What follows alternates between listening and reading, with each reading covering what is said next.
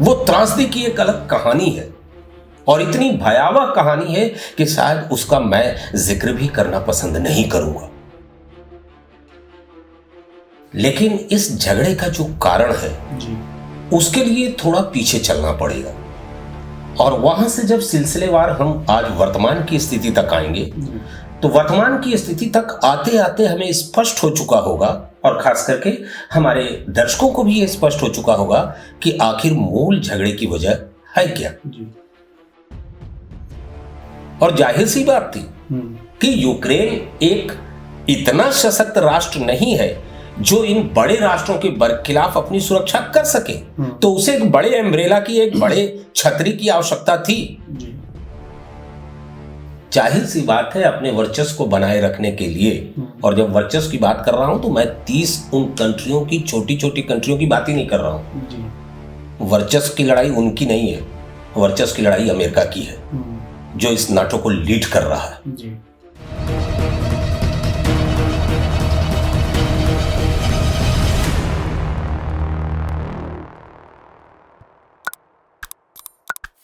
जय Hind, Vande Mataram. Expose times में आपका स्वागत है। मैं हूं मनीष श्रीवास्तव। आज की वार्ता शुरू करने से पहले मेरा आप सभी दर्शकों से अनुरोध है कि हमारे चैनल एक्सपोज टाइम्स को सब्सक्राइब करें, बेल आइकन प्रेस कर लें ताकि हमारा हर वीडियो आप तक पहुंचता रहे। लाइक करें, कमेंट करके हमें जरूर बताएं कि हमारा ये प्रयास आपको कैसा लग रहा है। तो आइए शुरू करते हैं आज की वार्ता। दुनिया इस समय एक अजीब मुहाने पे खड़ी है जहां दो देश यूक्रेन और रशिया के बीच युद्ध छिड़ा हुआ है। ये युद्ध क्यों छिड़ा है, इसके पीछे का कारण क्या है और आने वाला परिणाम क्या होने वाला है, ये आज के चर्चा का विषय है। आज हमने इस पूरी चर्चा के लिए आमंत्रित किया है राजनीतिक विश्लेषक, रक्षा मामलों के भी जानकार हैं, शिक्षक रह चुके हैं, एनसीसी के रिटायर्ड ऑफिसर हैं। आपका नाम है डॉक्टर अरविंद कुमार सिंह। तो आइए स्वागत करते हैं और बात करते हैं डॉक्टर अरविंद कुमार सिंह जी से। डॉक्टर साहब नमस्कार। नमस्कार। आपका बहुत बहुत स्वागत है एक्सपोज टाइम्स में। जैसा कि आप जान रहे हैं, यूक्रेन और रशिया के बीच युद्ध चल रहा है। ये युद्ध और ये जो समस्या है ये क्या है और इसे आप कैसे देख रहे हैं? मोनेश जी, तात्कालिक रूप से अगर देखा जाए तो ये झगड़ा रूस और यूक्रेन के बीच है, लेकिन इस झगड़े का जो कारण है उसके लिए थोड़ा पीछे चलना पड़ेगा और वहां से जब सिलसिलेवार हम आज वर्तमान की स्थिति तक आएंगे तो वर्तमान की स्थिति तक आते आते हमें स्पष्ट हो चुका होगा और खास करके हमारे दर्शकों को भी ये स्पष्ट हो चुका होगा कि आखिर मूल झगड़े की वजह है क्या। 1939 से लेके 45 तक द्वितीय विश्व युद्ध लड़ा गया और द्वितीय विश्व युद्ध में उसकी जब समाप्ति हुई तो अमेरिका एक विजेता राष्ट्र के रूप में उभरा। इस विजेता राष्ट्र के रूप में उभरने के पीछे जो सबसे बड़ा कारण उस समय माना गया, अमेरिका के द्वारा जापान के नागासाकी और हिरोशिमा पे द्वितीय विश्व युद्ध के दौरान एटम बम का गिराया जाना। वो त्रासदी की एक अलग कहानी है और इतनी भयावह कहानी है कि शायद उसका मैं जिक्र भी करना पसंद नहीं करूंगा। लेकिन जब द्वितीय विश्व युद्ध में अमेरिका विजेता बन के निकला तो कहीं ना कहीं उसके अहंकार को पोषण मिला सर्वशक्तिमान होने का। और अमेरिका 1949 जाते जाते 12 राष्ट्रों को लेकर उसने एक संगठन बनाया। वह संगठन नाटो के नाम से जाना गया, नेटो। यह संगठन क्या था? 12 राष्ट्रों ने मिलकर शपथ खाई कि पूरी दुनिया में अगर कोई राष्ट्र हमारे ऊपर हमला करेगा तो ये हम सभी 12 राष्ट्रों के ऊपर हमला माना जाएगा और हम उस हमले का पुरजोर जवाब एक संगठित शक्ति के रूप में देंगे। अब ये वो समय था जब पूरी दुनिया में दो पैरेलल पावर उस समय कार्य कर रहे थे। एक तरफ अमेरिका था और दूसरे तरफ उतना ही आर्थिक और सैन्य शक्ति से मजबूत राष्ट्र सोवियत संघ था। अमेरिका ने अपनी शक्ति को बढ़ाने का कार्य प्रारंभ किया और वो लगातार नेटो देशों की संख्या के रूप में नॉर्थ अटलांटिक ट्रीटी ऑर्गेनाइजेशन के अंतर्गत राष्ट्रों की संख्या बढ़ाता चला गया। जी। यहां एक बात ख्याल करने की है कि सोवियत संघ और अमेरिका, इन दोनों की विचारधारा में फर्क था, अभी भी है। एक साम्यवादी राष्ट्र और दूसरा पूंजीवादी राष्ट्र। और ये जंग जब जारी हुई तो धीरे धीरे अमेरिका अपने वर्चस्व को बढ़ाते हुए 1991 में सोवियत संघ को 15 राष्ट्रों में उसने विभक्त कर दिया। 1949 में नाटो देशों की स्थापना हुई और इस प्रकार जब रशिया 15 राष्ट्रों में विभक्त हो गया तो एक तरह से अमेरिका को जवाब देने वाला, अमेरिका के समकक्ष खड़ा होने वाला कोई भी राष्ट्र दुनिया में नहीं रह गया जी। और एक तरह से जैसा कि आप भी जानते होंगे, अमेरिका को दुनिया का पुलिसमैन भी बोला जाता है, एक शब्द उसके लिए। अब उसके बाद आप वापस आइए वर्तमान स्थितियों में। पुतिन के हाथ में सत्ता आती है और पुतिन सोवियत संघ के पुराने गौरव को वापस लाने के लिए एक बार फिर कमर कसते हैं। रशिया को एक संगठित राष्ट्र और ताकतवर राष्ट्र बनाने की दिशा में वो अग्रसर होते हैं जी। और अपनी इस स्ट्रेटजी के तहत उन्होंने यूक्रेन के ही एक हिस्से को, क्रीमिया को अपने में मिला लिया जी। अब ये बड़ा दिलचस्प प्रकट हुआ कि अमेरिका देखता रह गया और सोवियत संघ ने रूस ने ये कार्रवाई सफलतापूर्वक कर ली जी। ये चोट अमेरिका के लिए बड़ी भारी थी और अमेरिका ने फिर ये सोचकर कि अगर हम आगे स्ट्रेटेजिक कार्रवाई नहीं करेंगे तो कहीं ऐसा न हो कि फिर रूस अपने उस पुरानी स्थिति में पहुंच जाए जहां वो हमको चुनौती देने लगे, उसने नई व्यूह रचना रखनी प्रारंभ कर दी। और इसी व्यूह रचना के तहत अमेरिका ने यूक्रेन को कहा कि तुम नाटो देश में शामिल हो जाओ और जब तुम इस ऑर्गेनाइजेशन में शामिल हो जाओगे तो तुम्हारी सुरक्षा का दायित्व तो हमारा होगा और फिर हम तुम्हारे खिलाफ अगर कोई भी कार्रवाई करेगा ऐसा देश जो नाटो के देशों में शामिल नहीं है तो हम बरखिलाफ होके मजबूती से कार्रवाई करेंगे। जब ये बात पुतिन को पता चली कि नाटो देश में शामिल होने की इच्छा रखता है यूक्रेन, और जाहिर सी बात थी कि यूक्रेन एक इतना सशक्त राष्ट्र नहीं है जो इन बड़े राष्ट्रों के बरखिलाफ अपनी सुरक्षा कर सके, तो उसे एक बड़े एम्ब्रेला की, एक बड़े छतरी की आवश्यकता थी। जाहिर सी बात है वो रशिया की तरफ नहीं जा सकता था, तो उसने अपनी ये इच्छा जाहिर की। ये मंतव्य दिखाई देने लगा कि कहीं वो नाटो देशों में जाके शामिल ना हो जाए। पुतिन को ऐसा लगा कि अगर वो नाटो देशों में शामिल हो गया तो मैं एक यूक्रेन को नहीं बल्कि 30 राष्ट्रों को अपनी सीमा के बाहर खड़ा पाऊंगा जी। बिल्कुल। इसलिए पुतिन ने इसके पहले कि यूक्रेन नाटो देशों का सदस्य बने, उसने यूक्रेन के ऊपर हमला कर दिया।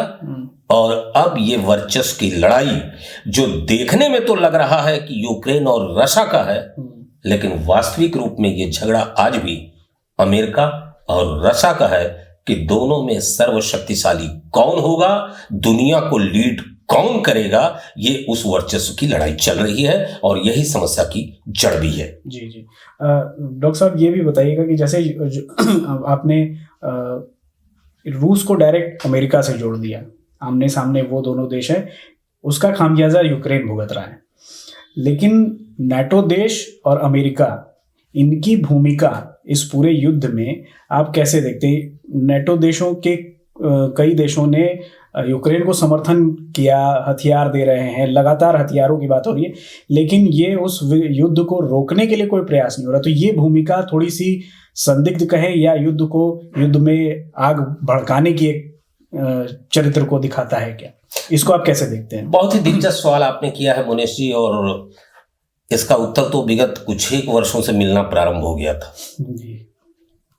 जितने देश शामिल हैं नाटो में, लगभग उतने देशों के ऊपर तो अमेरिका पूरी दुनिया में हमला कर चुका है जी। और ये कई युद्ध हैं जिनको कि हमारे दर्शक भी जानते होंगे, चाहे वो वियतनाम का युद्ध हो, इराक का युद्ध हो, अफगानिस्तान का युद्ध हो, जिसमें अमेरिका पूरा शामिल रहा। अब ये नफा नुकसान का तो हिसाब अमेरिका जोड़े, उसे हम क्यों यहां बैठ के जोड़ें कि उसका कितना नफा हुआ कितना नुकसान हुआ। लेकिन मुझे ऐसा लगता है कि इस एक मुकाम तक आते आते बाइडेन साहब को ये लग गया कि हम जो अपने सैनिकों को कटवा रहे हैं पूरी दुनिया के विभिन्न जंगों में, इससे हमको अब किनारे आना चाहिए और थोड़ा एक ऐसा माहौल बनाना चाहिए कि जहां हम कोई भी स्थिति कम से कम इनपुट के बाद ज्यादा से ज्यादा आउटपुट ले सके। लिहाजा अफगानिस्तान से उन्होंने अपनी सेना बैक कर ली। अब आइए थोड़ा यूक्रेन की ही स्थिति को देख लीजिए, बड़ा दिलचस्प है। अगर नाटो देश के अंतर्गत शामिल हो गया होता यूक्रेन तो आज ये स्थिति ये ना होती। जाहिर सी बात है, अपने वर्चस्व को बनाए रखने के लिए, और जब वर्चस्व की बात कर रहा हूं तो मैं 30 उन कंट्रियों की छोटी छोटी कंट्रियों की बात ही नहीं कर रहा हूं। वर्चस्व की लड़ाई उनकी नहीं है, वर्चस्व की लड़ाई अमेरिका की है जो इस नाटो को लीड कर रहा है। तो वो 300 देशों की सेनाओं की सहायता से लेके रशिया के ऊपर अटैक करने में बिल्कुल गुरेज नहीं करता और वो इसको दिखाता कि साहब हमने तो संधि की है, इसलिए हमारा दायित्व है, फर्ज है, कर्तव्य है कि हमें जिस राष्ट्र के साथ हमारी संधि है उसकी हम सुरक्षा करें। ऐसा तब होता जब यूक्रेन नाटो का सदस्य होता। लेकिन दिलचस्प बात है कि शतरंज की चाल थोड़ा सा पहले चल दिया रशिया ने। यूक्रेन जब तक नाटो देश का सदस्य बने तब तक रशिया ने उस पर अटैक कर दिया कि हम यूक्रेन को रशिया का हिस्सा बना लेंगे। और किस रशिया का हिस्सा? जो रशिया नाटो का सदस्य नहीं है। तो यूक्रेन नाटो का सदस्य बने उससे पहले हम उसको अपना हिस्सा बना लेंगे। तो उससे एक फायदा ये होगा कि ये 30 राष्ट्र सैन्य के रूप में हमारे दरवाजे पे नहीं खड़े होंगे। लड़ाई लड़नी होगी तो रशिया से लड़ेंगे। फिर इस स्थिति की लड़ाई बहुत तेज अब हो गई है। अब नाटो देश क्या करेंगे? तो नाटो देश, यही कारण है कि युद्ध से तो डायरेक्टली वो इन्वॉल्व नहीं हो रहे हैं। वो बार बार कह रहे हैं कि हम युद्ध नहीं करेंगे, जैसा कि बाइडेन साहब ने कह भी दिया लेकिन हम सहायता देने से बाज नहीं आएंगे। अब मुनीश जी आप मुझको बताइए, आप किसी को हथियार थमाते रहेंगे तो ये शांति की भाषा की तरफ आप प्रयास कर रहे हैं या युद्ध की तरफ? ये एक दूसरे तरह की स्ट्रेटजी है नाटो देशों की कि अगर इस युद्ध को हम लिंगर ऑन कर देंगे। अभी तो एक दिन का जो हिसाब आया है युद्ध का, वो बहुत एग्जैक्ट फिगर तो नहीं, लेकिन बस इतना आप रफली समझ लें कि एक दिन का करोड़ों खर्च जा रहा है रशिया का। कई लाख करोड़ का है। कई लाख करोड़ का है। तो अगर ये लिंगर ऑन हो गया, लंबा खिंच गया, तो आपको नहीं लगता कि इनडायरेक्टली नाटो देशों का ही फायदा है कि एक रशिया जो अपनी पूरी ताकत पाने के लिए बैक होना चाहता है वो खुद ही आर्थिक रूप से अब इतना गिर जाएगा नीचे कि वो बिखरने के लेवल पे चला जाएगा। बहुत ज्यादा अगर ये युद्ध लंबा खिंच गया तो रशिया की जनता ही रशिया के पुतिन के खिलाफ हो जाएगी, जैसा कि सूचना आने लगी है। तो ये भी एक तरह की स्ट्रेटजी है अपने दुश्मन को पराजित करने की, जिसमें कि नाटो देश लगे हुए हैं। रशिया जल्द से जल्द इसको सॉर्ट आउट करना चाहता है और नाटो देश इसको लंबा से लंबा खींचना चाहते हैं। यही कारण है कि यूक्रेन ने आज 5वें दिन की युद्ध के बाद, जबकि युद्ध अभी रुका नहीं है, चल ही रहा है, बातचीत के टेबल पे गया है बेलारूस पे। बातचीत का अर्थ ये हो गया कि ये सबसे शुभ घड़ी है कि अभी सारे दरवाजे बंद नहीं हुए हैं, दरवाजे खुले हैं। लेकिन अगर हम इसे समझने का प्रयास करें कि क्या यूक्रेन कोई डिसीजन लेने की स्थिति में है? नहीं, यूक्रेन डिसीजन लेने की स्थिति में है ही नहीं। वह सिर्फ युद्ध को लिंगर ऑन, लंबा खींचने की स्थिति में है नाटो देशों से आयुध सामग्रियों को लेकर। डिसीजन लेने की स्थिति में रशिया है। आज की तारीख में वो विड्रॉ कर दे, अपनी सेना को वापस कर ले, युद्ध रुक जाएगा और नाटो देशों का सारा खेल अगर आर्थिक रूप से उसे कमजोर करने का तो वो वहीं धरा का धरा रह जाएगा। लेकिन क्या इस सीमा तक आगे बढ़ जाने के बाद पुतिन यह समझ कर कि यह उपयुक्त अवसर नहीं है, बहुत सही स्ट्रेटजी हमारी नहीं हुई, जितना जल्दी हम सोचते थे यूक्रेन को नहीं निपटा पाए, युद्ध को विड्रॉ कर लें? या जो मैं आगे कहना चाहता हूं, कहना नहीं चाहता, बैलिस्टिक मिसाइल की धमकी दी जा चुकी है नाटो देशों को और परमाणु बम की धमकी दी जा चुकी है यूक्रेन को। ईश्वर न करे कि उस लेवल पे रशा चला जाए, जीत तो उसकी हो जाएगी, लेकिन मुनेश जी मानवता की हार हो जाएगी। जिस प्रकार कभी 39 और 45 द्वितीय विश्व युद्ध में जीत तो अमेरिका की हो गई, लेकिन मानवता आज भी सिसक रही है जापान के अंदर। उसकी भयावहता की स्थिति ये थी जापान में कि आज भी वहां के जो बच्चे पैदा होते हैं अंधे लूले लंगड़े। बहुत बहुत धन्यवाद डॉक्टर साहब, और धन्यवाद। हमें उम्मीद है कि जल्द से जल्द ये युद्ध शांत होगा और जो मानवता की बात है वो सारी दुनिया में स्प्रेड होगी, और भारत जो अपना स्टैंड लेता है हमेशा की अहिंसा वाला, उस पे आज पूरी दुनिया आगे कदम रखेगी।